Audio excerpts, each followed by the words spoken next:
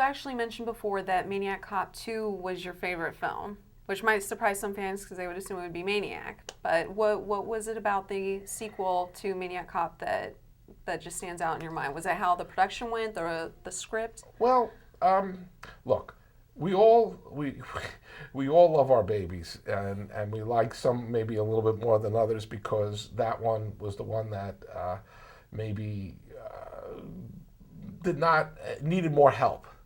And Maniac Cop 2 was a monumental effort by all involved. We were making a film with a very high bar that we were trying to reach, and I had a team of people who we had just made 4 films back to back, and it was just, I thought, the culmination of just a tight group of creative people making an overambitious movie. And I think we succeeded more than we failed. And that's why I think I like that film as a personal favorite for me. It may even just because of the challenge of it. Like the more effort you put into it, the more you can appreciate it in the long run. Or Well, it's not that you put any less effort, but here we were really trying to make a $10 movie with $5, and we were we worked so hard on it to make it happen. Doesn't mean you work any less on any other film. It was just there was a lot of reasons. There was a lot of camaraderie. There was a lot of challenges. Any scenes in particular that stand out in the film that were your absolute favorite? The funny or part, the most challenging? Well, I mean, I was just talking with somebody at lunch, and I remember things come back to me, like we did this car chase in West New York in New Jersey, which is West New York, which happens to be in New Jersey. And we had this effect where the car is on its rim, and sparks are coming out of it, rubbing, coming from the rim, from rubbing against the street. And just as the fire department had arrived to check on us, the car prop person had forgotten to empty the gas from the car, and next thing you know, as the fire department arrives to the set, this taxi cab pulls up and flames are coming out of its gas tank. And at that moment, they completely shut us down, and it became talking to the West New York Police and Fire Department like my life depended on it, because we were so committed to that location, and we were in day 2 of what was going to be 10 days shooting in that area, and already they had shut us down, and we were like, that's, so it was things like that you remember, and you just can't believe you overcame. Okay, well, have you thought of continuing the series? Like, I know in this day and age, you hear bad cop stories more now lately, especially people getting a hold of uniforms or the lights and pulling over, people pretending to be cops. So that's something I know I'm scared of too. I wouldn't be pulled over in a dark place by a cop. I don't care who they say they are. I would not roll my window down. I'd go somewhere safe. So, I mean, based on things like that are happening now currently, would you want to make another sequel? Well, for other reasons, I've been thinking about doing a sequel to another Maniac Cop 4, and we never thought about it. First off, it's not a cop who's the killer. It's a zombie or whatever you want to, whatever impression. We've often thought about what it was too. We never really decided on what the character was. We were always kind of, is it this? Is it that? But I've often come to the point it's a kind of a ghost zombie. Yeah. That's how I've kind of worked it out of my head, and as such, it's really not about that character. It's more about his personal quest for revenge against the people who had done him wrong. That was the continuing theme of all those films. My thinking was to kind of take it to another place, so it's out of being a personal quest for justice and trying to come up with something maybe a little bit different than that, something on a broader scale.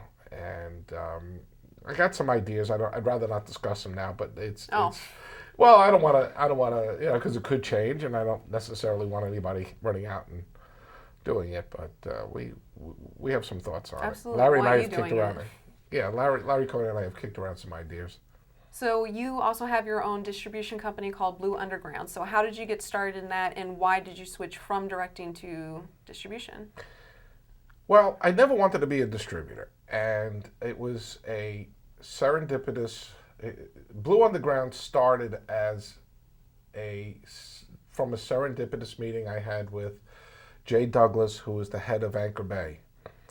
Jay came to me and licensed some films, and and through the licensing of the films, he approached me about helping him out getting Anchor Bay into DVD. And I had made a 6-month commitment to him. I was between jobs. I made a 6-month commitment to help Anchor Bay get into DVD. Well, that 6 months turned into about 4 years. And through that, I had produced about 400 Anchor Bay DVDs. As it later became known, Anchor Bay was on the sales block. It got sold to another company.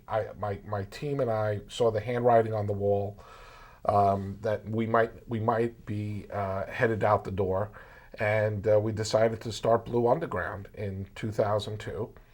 And it's been going strong every month since September of 2002. Yeah, you also mentioned a little bit ago that you might start directing some films that are going to be distributed by your own company. Well, yeah, the thing is the business of Blue Underground has been in finding classic genre films and putting them out with the same care and quality of, let's say, a Criterion puts out their classic films. And that's not a renewable resource. There's only so many films that are worth putting that kind of effort into. Yeah. And directing has always been my first passion. It still is. And I really felt as though I had been working the muscles of running a distribution company and producing the featurettes and doing all that restoration work and all the rest of the stuff that went into making the Blue Underground DVDs and the Anchor Bay DVDs, that I felt it was about time I worked some other muscles and got back into directing. And so to that end, I've been looking at projects that and acquiring rights to scripts and books and things like that in order to start doing some films. Okay. Is there anything in particular that you have that we should be on the lookout for? Not at the moment. I don't want to announce it, but I have something that I will be announcing very shortly. Okay. Well, what about any cool new DVD releases from Blue Underground? Yes. At the end of February, we're releasing Living Dead at Manchester Morgue, which is a 2-disc special edition. We previously released Let Sleeping Corpses Lie, which is the same movie with a different title. And we recently discovered the original camera negative for Living Dead at Manchester Morgue in a vault in Rome.